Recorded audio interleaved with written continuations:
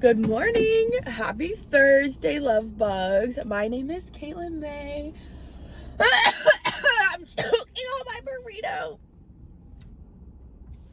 Sorry, I didn't expect that. I feel like I snorted one of the little sausage flakes. It's not good. Well, hello, love bugs. My name is Katlynn Mae. And I am here to just help inspire and encourage you to connect with yourself so that you are able to truly and fully fulfill your dreams, goals, and aspirations. I believe that every single one of us is an artist at our core. We are all very creative in all of our own unique ways. And the more that we can tap into our unique artistic abilities, the more that we are able to show up in this world, help ourselves, help our family, and help our community. So if you've been following my Instagram for a little while, I would definitely, if you have been following my Instagram for a little while, we've been talking a lot about mindfulness on there, mainly because mindfulness has to be the core foundation of anything that we do, so that you can truly understand our intentions going into different projects, how we actually feel about it, and how those can shift and change over time. Because the more that you can understand both your good and your uncomfortable feelings, the more that you realize how often they kind of pop up and how easily you're able to push through them. So if you haven't followed my Instagram, definitely go check me out there. I'll leave a link for that in my bio. But on my YouTube, I've been focusing a lot more about trusting yourself. So I would kind of just like to take this time to really bridge the gap between mindfulness and learning to trust yourself. Mindfulness, of course, is just the ability to connect with your current thoughts and emotions so that you can allow more control over them. But the biggest point of mindfulness is to do this without judgment. There's going to be times where your first thought is, oh my gosh, I look so fat and ugly. And your first emotion is going to be like disgust, right? By looking in the mirror. Mindfulness allows you to look at those thoughts and those feelings and be like, oh, that is a part of me. You don't have to like it. You know, you don't have to not like it. That was too many negatives. That's why I'm not an English major. Sorry, there's a truck doing weird stuff in front of me. But the whole point of being mindful is just to observe who you are and all of your beauty and all of your sad moments and all of sorts of emotions. And when those emotions do come up, to be aware of them so that whenever you look at somebody else who kind of looks like you and your first thought to them is they're fat and they're ugly and your first emotion is disgust. I don't think I'm pronouncing that right, but anyways, you can understand that it's no more than just a reflection of how you see yourself. I think that's been the biggest thing about mindfulness that I've been able to notice is I now see myself and others so much more clearly. Whenever somebody does something I don't like, I'm now able to reflect on it throughout different parts of me being mindful. And I'm like, oh, I guess I do that too. Hold on, quick eating break.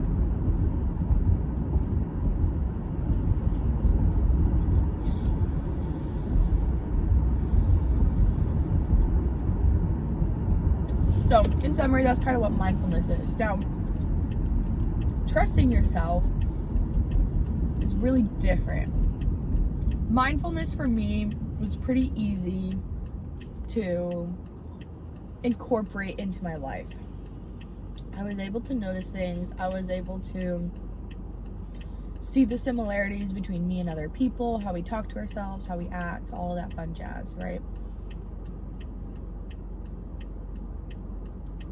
The issue came into play for me with mindfulness is about how I was like, cool, well, now I have all of these thoughts and feelings that I really don't want anymore. I don't have a use for them, but I don't know how to transform them into something different. And that's where my journey of learning to trust myself, I think, came in a lot stronger. I realized that I had to make some pretty big changes in the way that I saw myself and how I saw others if I expected those thoughts and emotions to be changed over time. And the process of trying to learn to trust myself was honestly really freaking hard, because when I first started my journey, I feel like I was doing all the Pinterest things, right? So that was like, oh my gosh, I just need to take bubble baths. I just need to read more, right? I just need to do my hair. I just need to dress up. I just need to do all of these outside things, and then I'm gonna love myself more. And maybe that's true for a short amount of time, but it wasn't true in my core, and I knew that it wasn't true, even if my thoughts and emotions did change for a little while. So I was like, okay, clearly I need to dig deeper. And during this part of my life, I went from being a sticker and brand designer, branding meaning just the logo and the letterheads, that kind of digital art, I guess we'll say. So I went from doing just stickers and other digital art to actually figuring out what it meant to be a business owner, what it meant to actually have a brand that people had that know, like, and trust factor with. And I started to try and incorporate a lot of those same similarities that I could between a business and my personal life, which is why I feel like I can never go back to the non-entrepreneur life, because it has opened up so many doors for me into my own well-being that would have never been available to me before.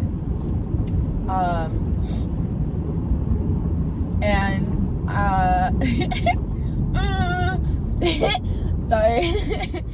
But I mean, yeah, it was just really, really cool just how that lined up. And so I feel like some of the biggest steps that I took to learn to actually trust myself more wasn't even doing the things people told me to do. It wasn't taking a bath or doing my hair or reading a book more. It was the simple things of life that I feel like we all kind of forget about. So I've talked previously about my experience brushing my teeth. That was one of the big first steps that I took to start to trust myself more. But the reason why the trust was built is because I didn't brush my teeth for the sole act of hygiene. I didn't. Honestly, anytime that I go back to trying to brush my teeth for hygiene, it just doesn't work. I don't have those habits built in enough into my personal identity, I guess, that it's just not who I am. But whenever I'm able to reframe my mind and be like, okay, I'm brushing my teeth so that I'm able to trust myself more. I'm brushing my teeth so that I'm actually able to take bigger actions towards some of my goals. Those are the moments that allowed me to actually start consistently showing up to brush my teeth, because now it wasn't for hygiene. Now it was for trusting and loving myself, which is something that I feel like all of us wanted. So brushing my teeth led to daily morning jogs. It led to more showers. It led to me reading more books.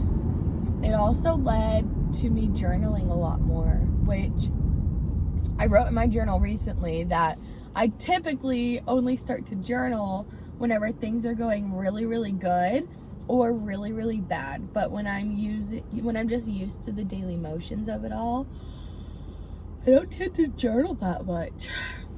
Second food break.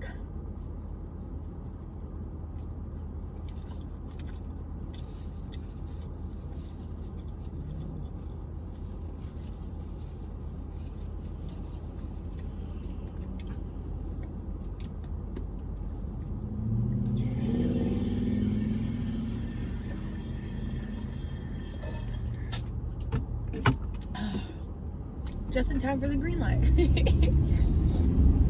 So, I don't know. whether or not you're a business owner, whether or not you're a brand owner, I feel like learning to trust yourself is really, really cool, because then you can trust yourself to actually go home and cook yourself a meal, which is something that I know I've struggled with a lot in my life.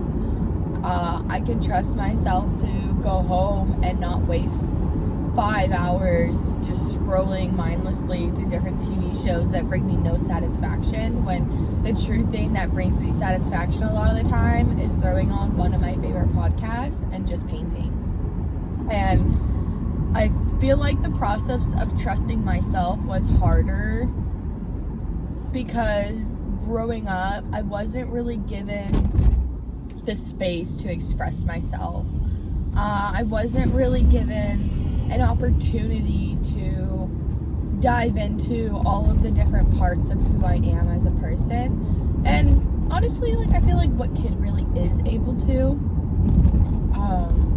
I don't know. I've heard of some kids able to, and I feel like there's a little bit of jealousy. I'm not gonna lie, and it's not overwhelming. It is just a feeling where I'm like, dang, like, I kind of wish I had that ability to express myself as a kid. But one of the best parts about having to figure out who I am and what I love and what I do and how I love showing up in this world as a young adult is it feels more tangible now. Like, had I learned all these things about me when I was a kid, it would have just been like, oh yeah, that's who I am. This is how it works. Whatever. But now that I had to essentially do so much work to figure all of this out, I'm like blown away. I'm like, oh my gosh, like I am a reader. I am an artist. I am a creator, you know. I love spirituality in my own way outside of religion, which for me is something that's really, really special to me. I grew up Mormon or LDS, and I don't know. Honestly, from my perspective, it wasn't too insanely different from many other Christian churches. Granted, I didn't go past the age of 18, so my viewpoint on it, I guess, is a little bit more constricted, but from a kid's perspective, all other churches that I went to with like friends growing up, they all felt about the same. So whenever I stopped going to church and I started to explore spirituality on my own, I realized that for me, praying to a God never sat right. It always just felt weird and uncomfortable, and it never felt good. But the days that I was able to like go out to the beach and be super sad and just cry to the waves and be like, girl, what can you teach me right now? And just feel the peace and the stillness that comes with it. Or the times that I've meditated under the moon and been like, girl, you are so gorgeous tonight. I don't know what I'm supposed to be doing in my life, but I'm gonna trust you. I'm gonna trust that just like how you go through your phases, I'm also going to go through mine. So my ability to trust and connect with myself has also allowed me to connect to the higher power that really ties all of us here together. And because of that, I feel just very grateful that I'm also able to meet other people that are kind of on this spiritual journey with me, and that also love to just appreciate the world around us and, I don't know, learn to love themselves and to trust themselves. And I have one friend, I love her to death. She's lactose intolerant just like me, and she's been working really, really hard on loving herself and also honoring her body a lot more, which I love. I love the way she phrases things. But the part about honoring her body that she was trying to do for a very long time was actually listening to her body when it said that it didn't like certain foods. So like pizza, if she had to go use the bathroom within 20 minutes for a half an hour, she would see that as her body letting her know that her body did not like this food. It saw no nutritional value from it, I guess we could say. So feel like the process of trusting yourself and loving yourself is going to be highly different than it is for anybody else. And your connection with yourself is going to be so different than anybody else that you see around you. And that's honestly the really beautiful part about this entire journey. Once you're able to separate this idea of like perfectionism from your life, you're able to actually show up in your life and being like, the only reason why I had this really constricted view of perfectionism is because like these 3 people a long time ago did it exactly like this and they got to these places that I want to go. But when you relinquish that control over perfection, you realize everything else around it was just as good. It just doesn't get as much credit as maybe you've seen in your lifetime. And so when you allow yourself to explore all of these different revenues and all of these different ways to express and love and trust yourself, there comes a beautiful moment where you're like, oh my God, like I'm doing this my way. Like, I don't know, some people will correct me and be like, it's God's way. And it's like, your way is God's way if you're connecting with yourself. For me, it's the same thing. So I don't feel the need to distinguish the difference between the two of them. Mainly because, we'll get into that another day. But, like, you figure out that, like, there's so many different ways to accomplish the same goal, and the ways that you are meant to accomplish this goal are going to be completely different than ways that other people did. So just keep it in mind. Mindfulness has to be the foundation of everything that you guys do, and the act of mindfulness taken with action when your body, your mind, and your soul say that it needs something from you, taking action towards that need will allow you to trust and love yourself so much more.